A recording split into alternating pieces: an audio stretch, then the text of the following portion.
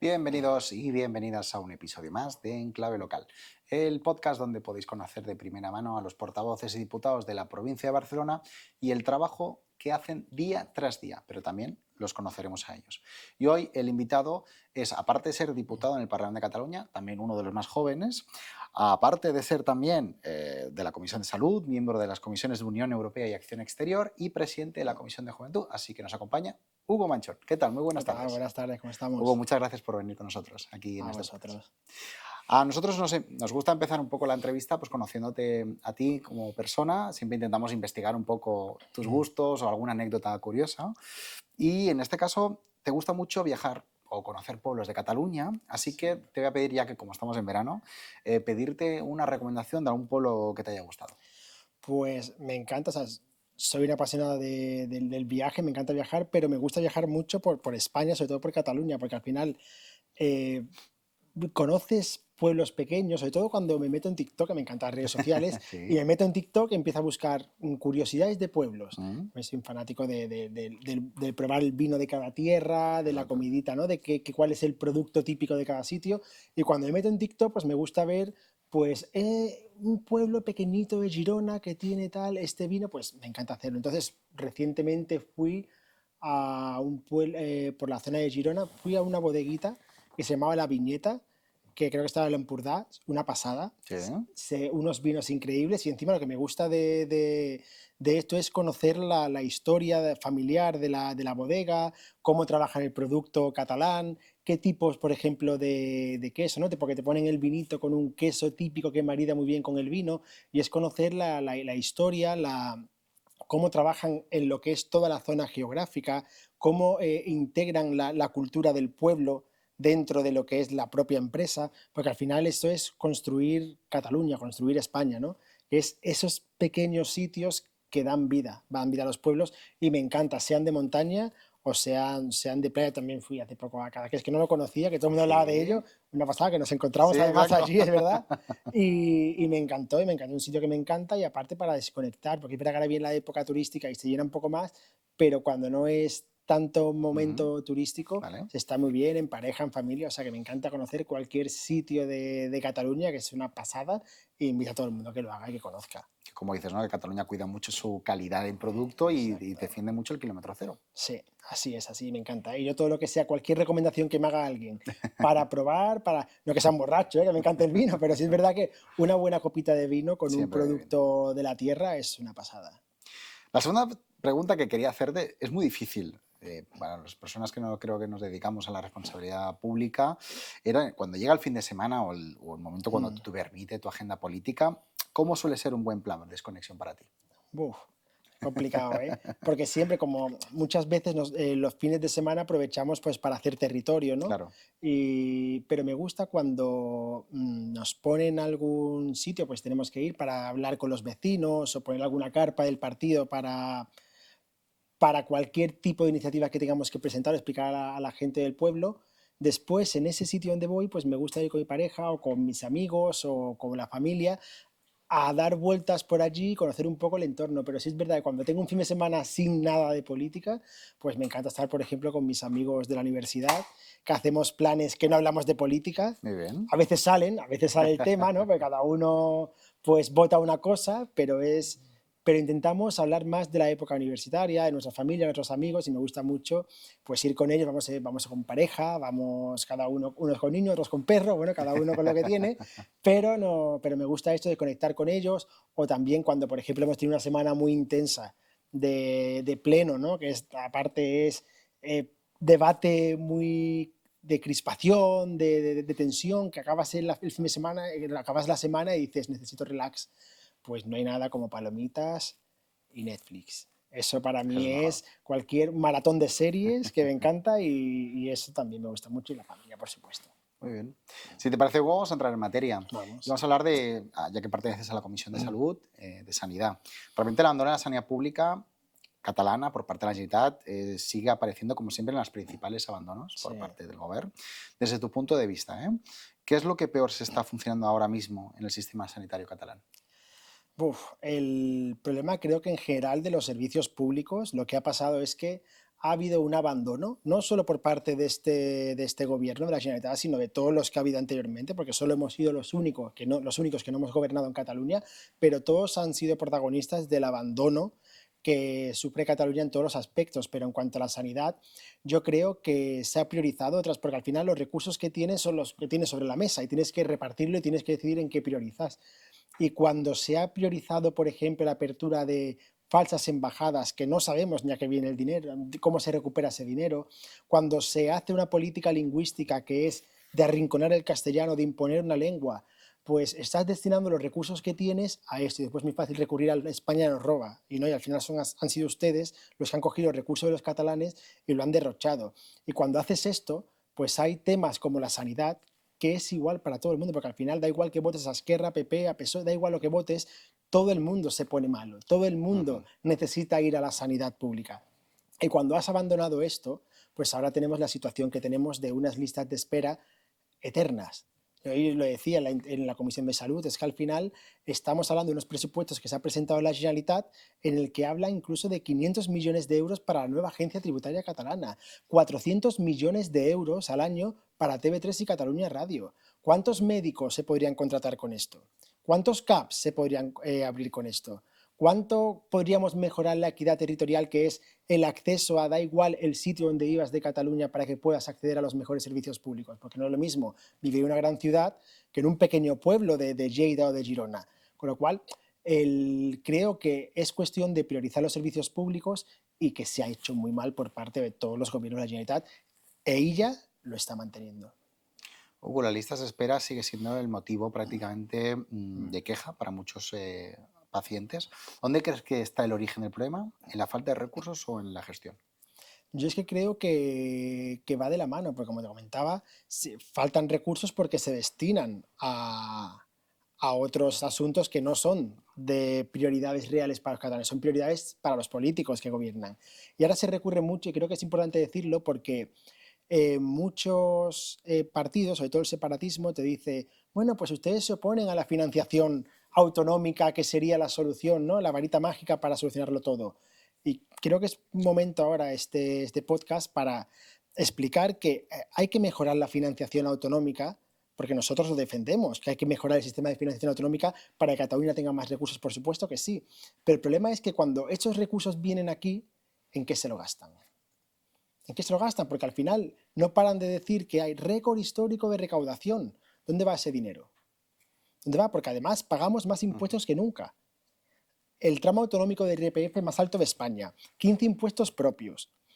Mantenemos impuestos altísimos como sucesiones, patrimonio. ¿Dónde va ese dinero? La sanidad no está yendo.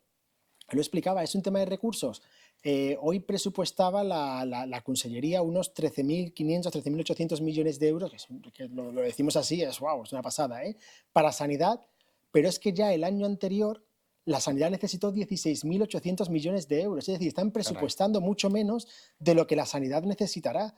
Sin embargo, se ha triplicado desde 2015 las partidas para acción exterior, un 400% ha subido. Claro, mientras haya un solo catalán que no puede o que tiene que esperar 600 días, por ejemplo, para una cita al urólogo, con urología, o al traumatólogo o al alergólogo, no podemos estar abriendo falsas embajadas por el mundo. O sea, aunque sea un euro, que ese dinero se destinara para la sanidad, hay que priorizar. Por eso yo creo que las listas de espera, que no hay una varita mágica, que yo no puedo decirle a la gente, mañana se soluciona, ¿no? Porque es un problema que está tensionando a toda España, ¿eh?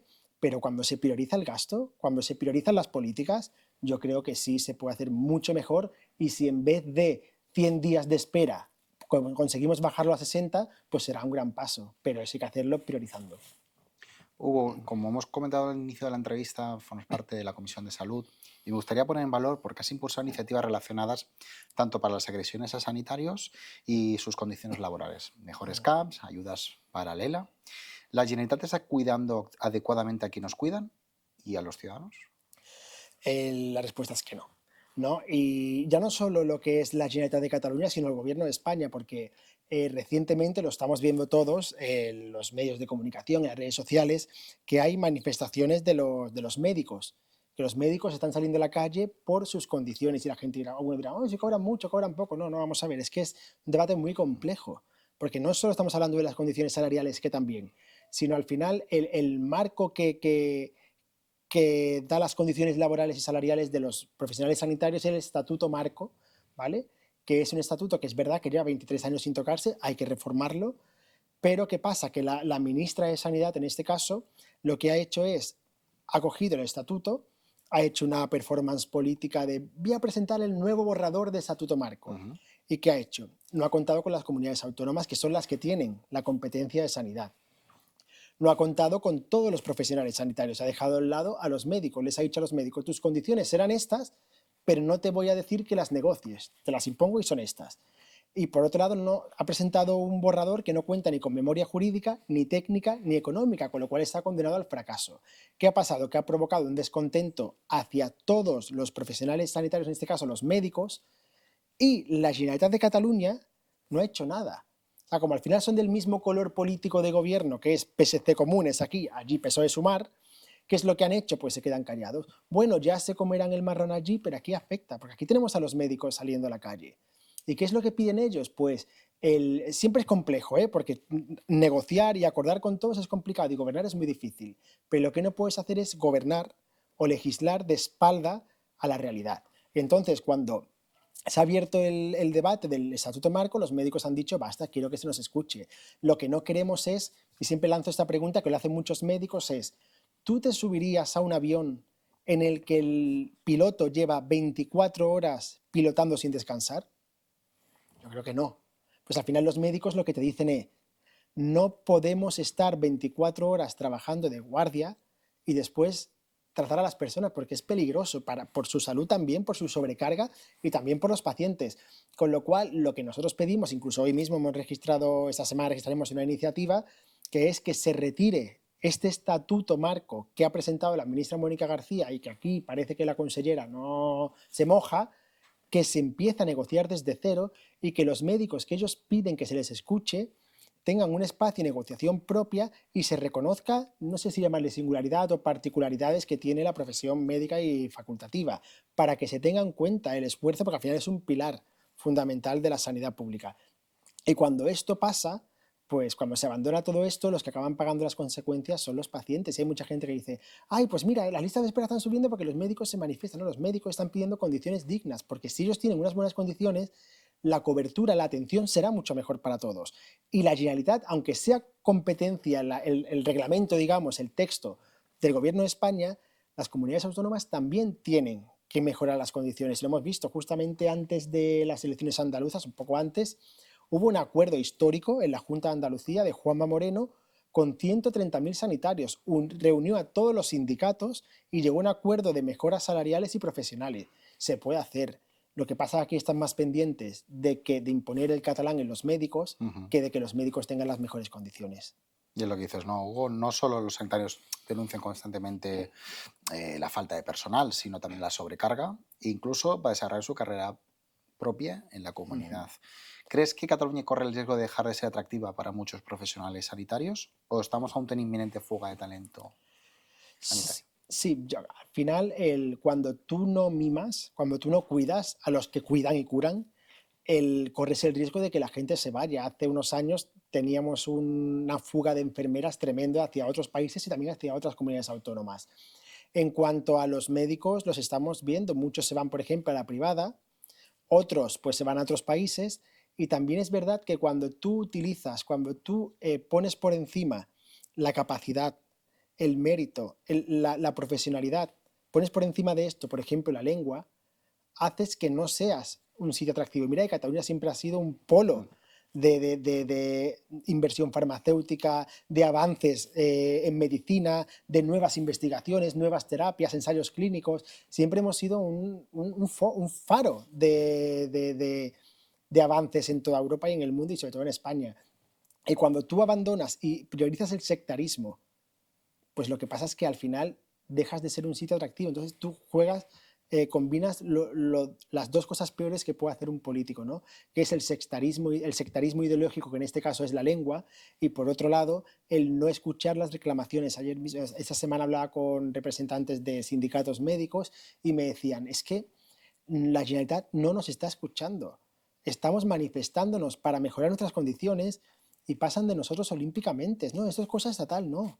Es cosa de todos, porque al final tú no puedes decirle a un paciente, esto es culpa del ayuntamiento, esto es culpa de eso. No, no, al final el paciente, los ciudadanos pagan sus impuestos y quieren que toda la administración, todas, si no sois capaces de poneros de acuerdo entre vosotros tenéis un problema, demos solución a sus demandas. Y cuando tú no cumples nada de esto, provocas que la profesión no solo no sea atractiva, sino que muchos se planteen dejarla o no seguir en el puesto que están. Totalmente.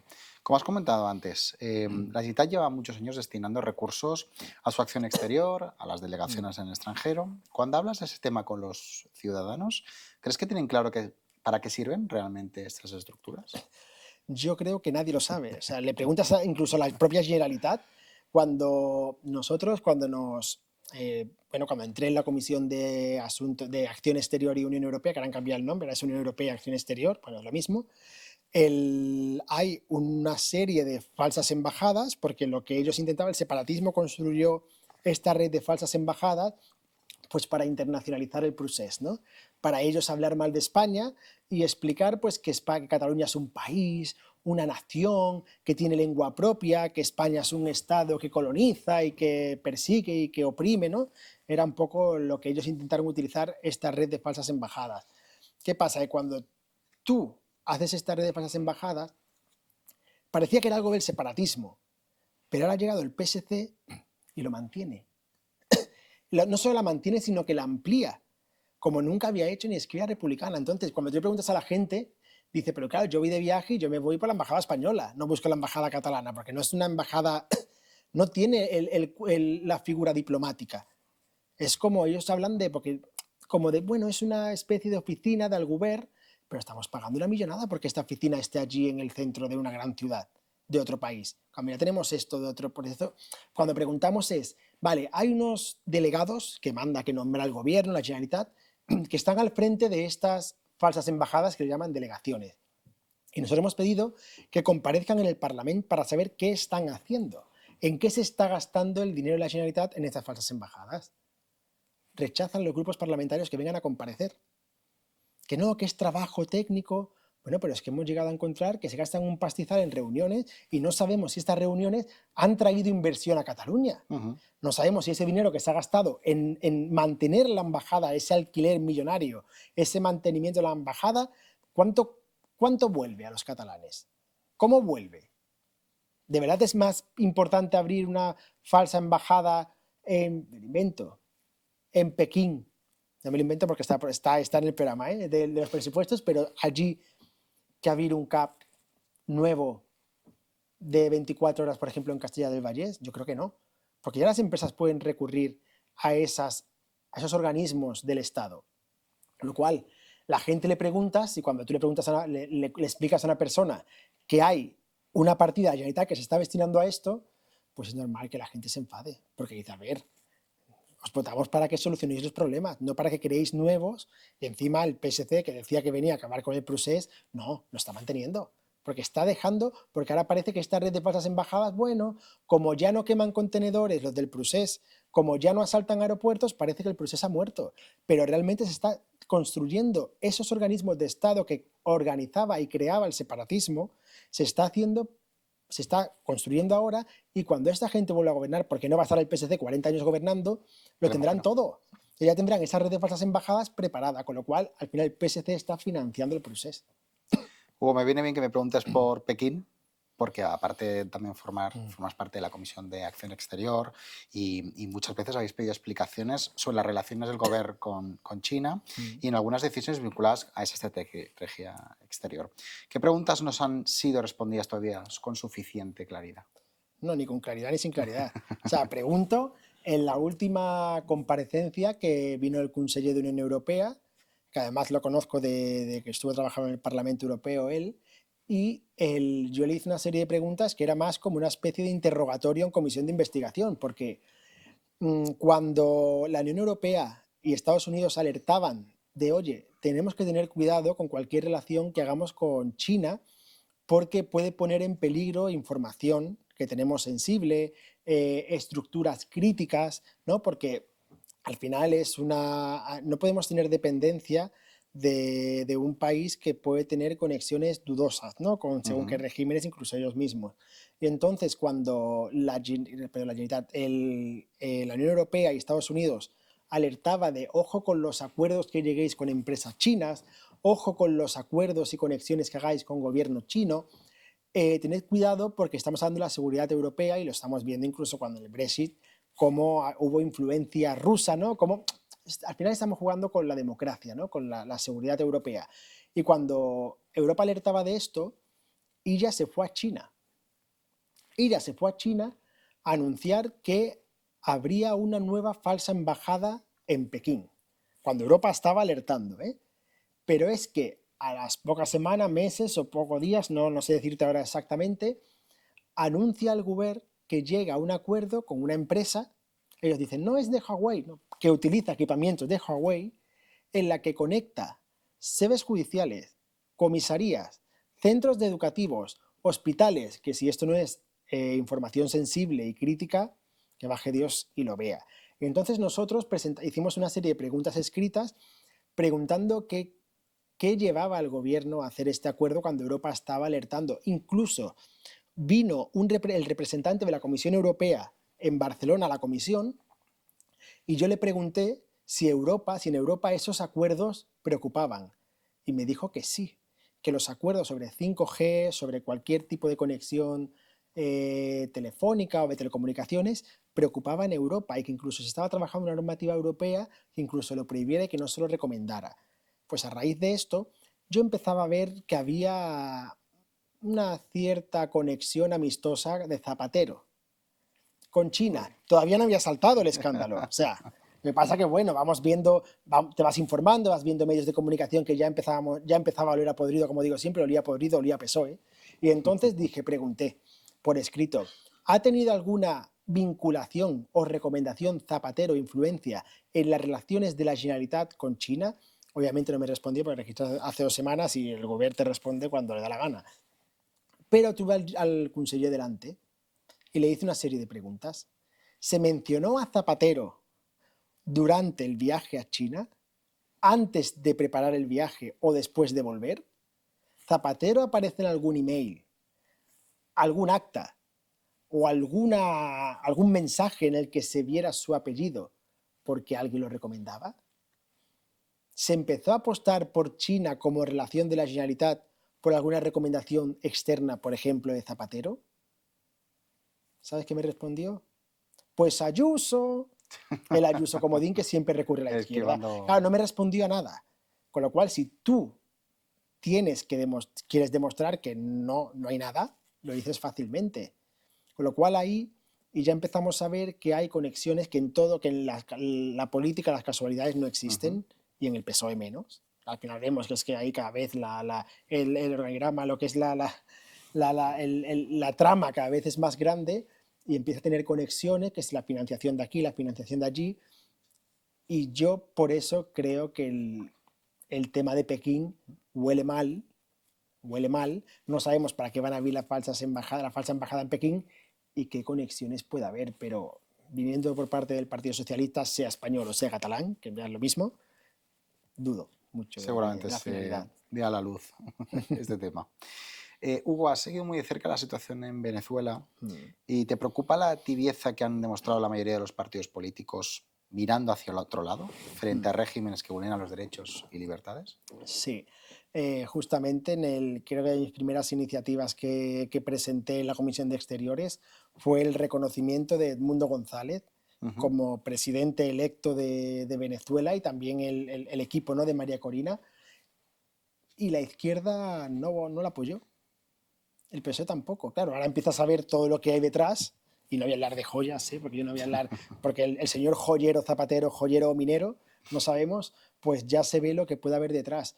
Pero sí es verdad que cuando ellos siempre dan lecciones de derechos humanos, de paz, de democracia, es increíble cómo la izquierda ha callado siempre con lo que ha pasado en Venezuela. Ujú. Y lo hemos visto cuando ciudadanos de Barcelona o que viven en Madrid, en el resto de España, que España siempre ha sido un país de acogida de nuestros hermanos venezolanos, y te lo explican, dicen, claro, es que hemos visto aquí como la izquierda callaba mientras se torturaba a personas, a presos políticos y no sabíamos ni qué se estaba haciendo con ellos. Se asesinaba a gente, a los hijos por manifestarse sus padres. O sea, es tremendo. Y cuando nosotros lo denunciamos en el Parlamento de Cataluña, vemos un silencio de la izquierda e intenta justificar, bueno, sí, pero no, es que no podemos entrar allí. Si de Palestina hablan todos, pero de Venezuela no se puede hablar. Y si hablan, dicen que sí, pero no. Ay, es que Trump ha cogido a... No, vamos a ver, es que lo que ha pasado en Venezuela es terrible. Y ahora estamos viendo que pudo haber hecho negocios. El expresidente del gobierno de España con una narcodictadura que ha perseguido, que ha torturado, que ha asesinado a personas. Y entonces, cuando tú presentas una iniciativa y ves que el PSC no la apoya y ahora empiezas a ver lo que hay detrás, pues es que hasta el propio Podemos, Errejón, Pablo Iglesias, Chávez vive, la lucha sigue. Decían, claro, cuando esto pasa, pues yo creo que es importante en una comunidad como Cataluña, que tiene a muchísimos ciudadanos de Venezuela, lanzar ese mensaje, y esto solo lo hace el Partido Popular, de que estamos con la libertad, la democracia del pueblo venezolano y que apoyaremos a María Corina para que lidere esa transición hacia la democracia que necesita el pueblo venezolano. Espero que sea pronto. Ojalá. Hugo, vamos a hablar de uno de los colectivos más vulnerables, te diría, que es los jóvenes de Cataluña. Aparte, como hemos dicho con anterioridad, presides la Comisión de Juventud en el Parlamento. Cuando hablas con jóvenes, ¿qué asuntos te trasladan con mayor preocupación? ¿La vivienda, el empleo, la falta de expectativas de futuro? Pues en la comisión, es verdad que en la Comisión de Juventud se hablan de muchísimos temas. También es verdad que la izquierda intenta politizar todo y también es verdad que cada vez menos jóvenes votan a la izquierda. Las cosas como son, porque al final los han utilizado siempre y eso también genera rechazo, ¿no? Pero la mayoría de los jóvenes lo que te hablan es del tema, por ejemplo, de la vivienda. El tema de la vivienda preocupa mucho, el tema de la seguridad en las calles, ¿no? Que cada vez los barrios son más irreconocibles, hay una inmigración descontrolada y desbordada que hay que tratar. Te dicen, no, es que eso es racismo. No, no, no, es que la realidad está ahí. Si hablas con la gente en la calle, si sales de la moqueta del Parlamento y la gente en la calle, yo que vivo en Mataró, pues la gente te lo dice. Dice, no es una cuestión, es una cuestión de que haya seguridad en nuestros barrios, de que no, de que hay hay gente que viene a contribuir, a trabajar y no pasa nada, pero hay otros pues que no vienen a adaptarse, vienen a aprovechar primero de las ayudas sociales y por otro lado pues a delinquir. Entonces pues todo esto a la gente joven le preocupa. También le preocupa el tema de la vivienda, como decía. ¿Y la vivienda cuál es el problema? Pues que la izquierda se ha cargado el mercado inmobiliario.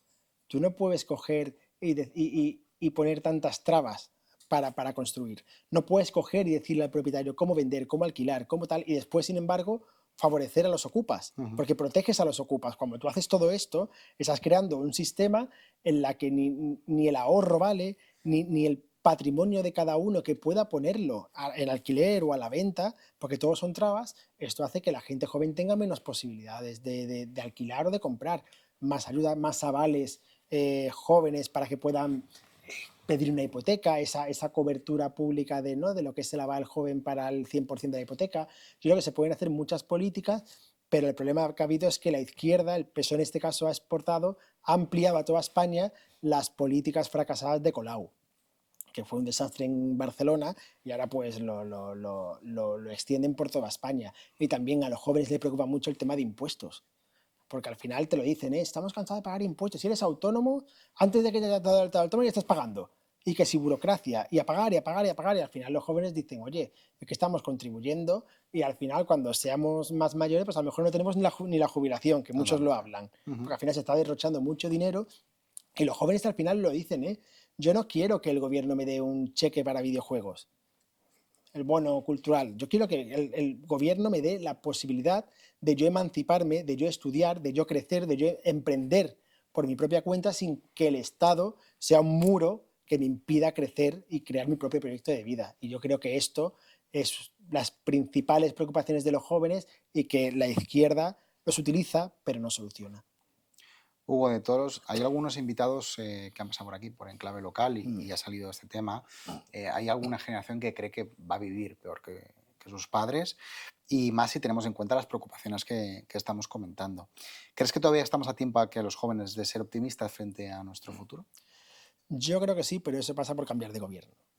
Eso es básico, porque Totalmente. claro, aquí con el gobierno que tenemos no tienen futuro ni los mayores, ni los jóvenes, ni los medio pensionistas, ni nadie, porque al final están utilizándolo todo de tal manera y de tal una política tan intervencionista que deja sin futuro y con las manos atadas a todas las personas, ¿no? Con lo cual yo creo que los jóvenes sí tienen futuro y me gusta que los jóvenes sean inconformistas, seamos, yo cabe menos, pero sigo siendo joven, que la gente sea inconformista, que no se conforme con este gobierno que tenemos y diga basta ya, porque hay muchos que lo plantean como no, es que los jóvenes que solo piensan en viajar y quieren vivir la vida, no, vamos a ver, que quieren conciliar, quieren poder estudiar y conciliar, trabajar, hacer deporte, estar con su pareja, estar con sus amigos, pero quieren trabajar en unas condiciones en las que cuando cojan la nómina no vean que la mitad del sueldo se va en impuestos. Ujú. No quieren que encima cuando van a emanciparse y consiguen un alquiler, el piso de al lado lo tengan ocupa.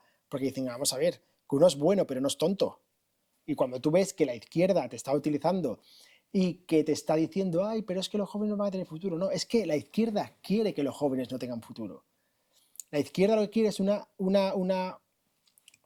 sociedad totalmente subvencionada, tutelada, para cuando lleguen las elecciones te digan, si no me votas se te acaba esto, ¿eh?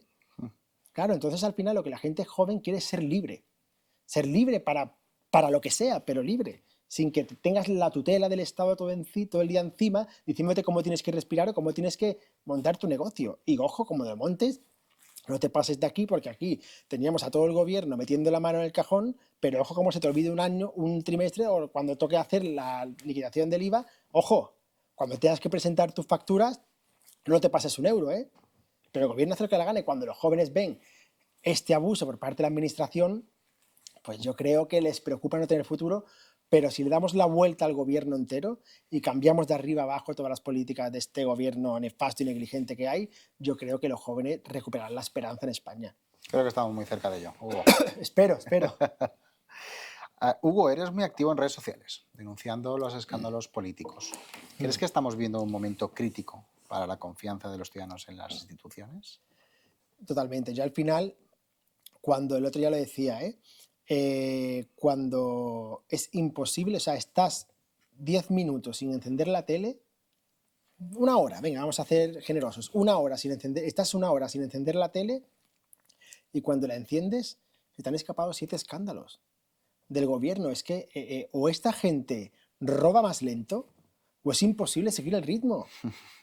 Es que es así, o sea, no pueden estar cada vez que encendemos la tele tanta acumulación de escándalos. Normal que la gente esté descontenta porque encima todos estos, tanto Sánchez como todos sus socios, que te decían que venían a traer la ejemplaridad, la anticorrupción, que se acabó de corrupción en España, están callados. Vamos a ver, es que hace unos años, cuando Sánchez usó el Falcon para irse a un concierto, fue un escándalo. La gente decía, pero ¿cómo podemos permitir que este hombre utilice el Falcon oficial del Estado para irse a un concierto? Y es que esto lo ha hecho hace unos días con Begoña, que está imputada, procesada, se ha ido con el Falcon y ya nos Se sorprende. pidió 15 días. Claro, pero ¿por qué nos sorprende? Porque la acumulación de escándalo es tal que ya hay una amnesia colectiva, hay una insensibilidad que la gente dice, bueno, pues otro más, bueno, pues otro más. Bueno, ha entrado Ábalos en la cárcel, ha entrado Cerdán, ha estado en ella, el fiscal general condenado, el hermano que no sabía ni dónde estaba el trabajo.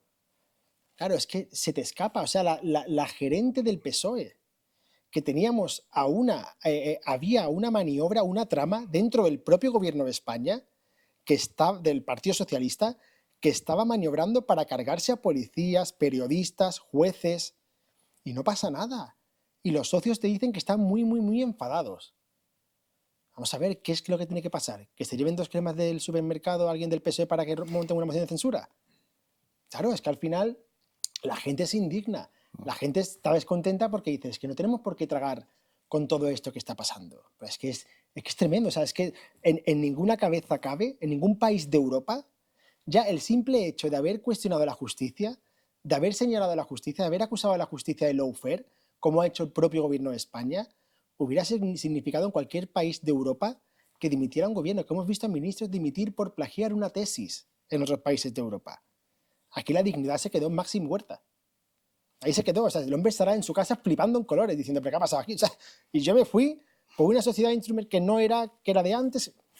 ¿Esto qué? Pedro Duque ya estaba en la luna, el pobre mío. O sea, es que, no, es que es tremendo. O sea, yo no sé que, o sea, necesitaríamos 20 podcasts, 60 horas, y nos quedaríamos cortos para Totalmente. hablar de todo lo que ha pasado en la trama mascarillas. Claro, es que ahora la trama mascarillas. Mientras la gente moría, esta gente se llevaba el dinero calentito. El rescate de Plus Ultra y los mensajes que había. Los babosos del PSOE, Salazar. O sea, un hombre que salía del despacho y se subía la bragueta delante de las mujeres. Y después tenían la poca vergüenza de decirte que eran socialistas porque soy feminista porque soy socialista. Claro, que colocaban a prostitutas en empresas públicas. O sea, es que el Zapatero, las joyas que ni las del Titanic. O sea, es que, claro, es que nos ponemos a hablar y dices tú, ¿y esto qué hay que hacerlo? Pues hay que denunciarlo. Porque la gente ya está harta de que esta gente te dé lecciones de todo y no puedan Sí. mirar a la cara a la gente para decirles nada. Y yo creo que esto, cuando la gente lo ve, se piensa que toda la política es igual, pero no. Es que esta gente que te daba lecciones de todo y se han cargado España por todos lados. Toca ya el cambio. Hombre, y ahora mismo. Has optado, Hugo, por señalar y denunciar constantemente aquello que consideras irregular. ¿Crees que hoy, más que nunca, hace falta más perfiles políticos y o civiles dispuestos a dar esa batalla pública? Sí, yo creo que la política hay que hacerla sin complejos, hablar como habla la gente en la calle. Cuando tú te vas con un amigo o con cualquier persona y te dice, oye, es que yo estoy ya harto de lo que está pasando, y hay que dar la batalla y no hay que callarse. O sea, si son una panda de sinvergüenzas, hay que decirlo. No decir, bueno, son personas que han... No, no, son una panda de sinvergüenzas. Ya decidirá la justicia si son ladrones, si han robado o no, o mejor dicho, cuánto han robado, porque las pruebas están ahí. Y claro, cuando yo creo que es importante que la gente alce la voz y diga basta ya a esta corrupción de Estado. Porque ya no es una corrupción solo política, que es política porque ha nacido en el seno del Partido Socialista, pero es plantarse ante esta vergüenza porque es que se están cargando España entero de arriba abajo. O sea, cuando tú pones en duda la actuación de la policía, la actuación de la Guardia Civil, cuando tú abandonas a las fuerzas y cuerpos de seguridad, como ha pasado, por ejemplo, en Barbate. ¿Qué ha pasado? Cuando tú tomas a los ciudadanos por idiotas, es que los toman cada día y le pretenden decir que no, es que es la fachosfera, son los pseudomedios.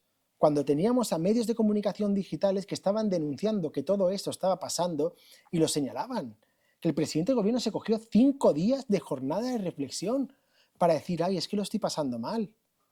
Y se ve que mientras esto pasaba, el PSOE estaba actuando como una trama, como una cloaca, para maniobrar contra jueces, policías, y pretenden ahora que nos traguemos a esta gente. Bueno, en Europa están flipando. En Europa están flipando cómo este hombre puede hacer esto. ¿Cómo gobierna? Era impensable que un gobierno aguantara sin presupuestos, que no ha presentado en toda la legislatura los presupuestos y tiene la poca vergüenza que decir que es por Irán, que los ha presentado hasta Ucrania los presupuestos. Y tiene la poca vergüenza de decir que es por Irán y que los ciudadanos le apoyen, que la apoyen, y después la charocracia te critica. Pues no, hay que plantarse ante esta gente y decírselo cada día, y que ya está bien, que no podemos estar aceptando como normal lo que es una auténtica vergüenza, lo que es un peligro para la democracia. Y lo denuncian fiscales, lo denuncian jueces, los propios periodistas y los socios tragando. ¿Por qué tragan los socios? Porque saben que si se acaba Pedro Sánchez, se les acaba la gallina de los huevos de oro y que un gobierno del Partido Popular se va a plantar porque va a pensar en los españoles, no en las cesiones que quieren ellos, en los privilegios políticos de unos y otros. Es que ya nos da igual, ya es como que, bueno, se ha normalizado, pero ¿en qué momento se puede normalizar que los herederos de una banda terrorista como ETA tengan el mando del gobierno de España? O sea, y lo peor es que hay miembros del Partido Socialista que fueron asesinados por ETA. O sea, es que lo dijo la madre de Pagaza, haréis cosas que nos helarán la sangre. Y es tremendo, y cuando ves todo esto, pues hace falta alzar la voz. Hace falta, y me da igual que sea gente joven, mayor, lo que Sí. sea, pero todo el mundo tiene que alzar la voz por la dignidad nacional, por el respeto a nuestras instituciones, por el cariño a España, porque no se puede permitir todo esto que está pasando. Yo creo que daría, Hugo, para un nuevo podcast, ya que estamos en la final de temporada prácticamente, de un podcast solo para hablar de las tramas del Partido Socialista Obrero Español. Bueno, no obrero Y ni con temporadas, español. ¿eh? Exacto, pero ya estamos llegando al fin de la entrevista y me gustaría hacerte una última pregunta. De todo el análisis que hemos hecho, a lo mejor, o algún tema Sí. que falte por sacar, ¿cuál es la verdad política que más cuesta decir hoy en Cataluña? Uf. Em, yo creo que no es que cueste decir, sino que cuesta reconocer. Y es que el procés no ha muerto. Hmm, Porque cuando el socialismo, el PSC de Illa, que es como el yerno ideal, ¿no? Con esa voz y ese tono de no haber roto un plato en su vida, pues parece que el procés no está.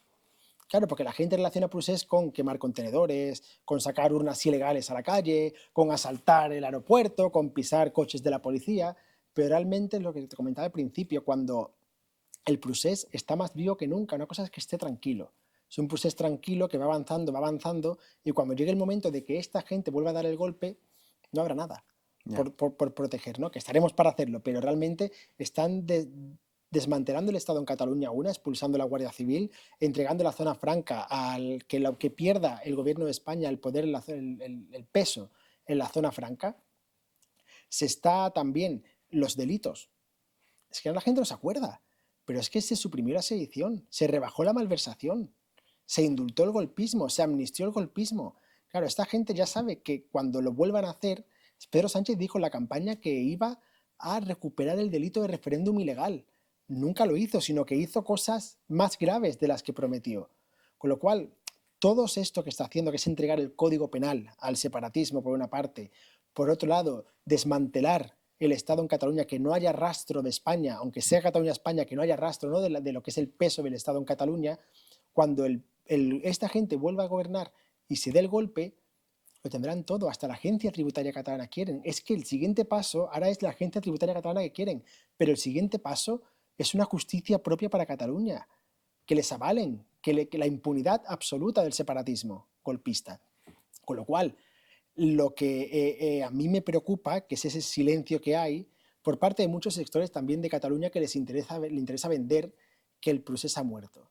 Pero yo creo que es importante que hagamos un trabajo y espacios como este del podcast que nos ujú, permite decir la verdad desde nuestro punto de vista, lo que está pasando, y creo que es la realidad de Cataluña, es que el procés no ha muerto, que el procés lo lidera hoy el Partido Socialista de Cataluña y Pedro Sánchez desde Moncloa, y que el objetivo, que la prioridad de los constitucionalistas, que en este caso ahora, sobre todo, es el único partido que le defiende es el Partido Popular, es plantarnos ante este desmantelamiento del Estado y defender lo mejor que es Cataluña, que es seguir formando parte de España. Hugo, muchas gracias. A Espero ti. verte aquí pronto en Clave Local. Y a vosotros veo en el siguiente episodio. Así que muchas gracias. Hasta luego.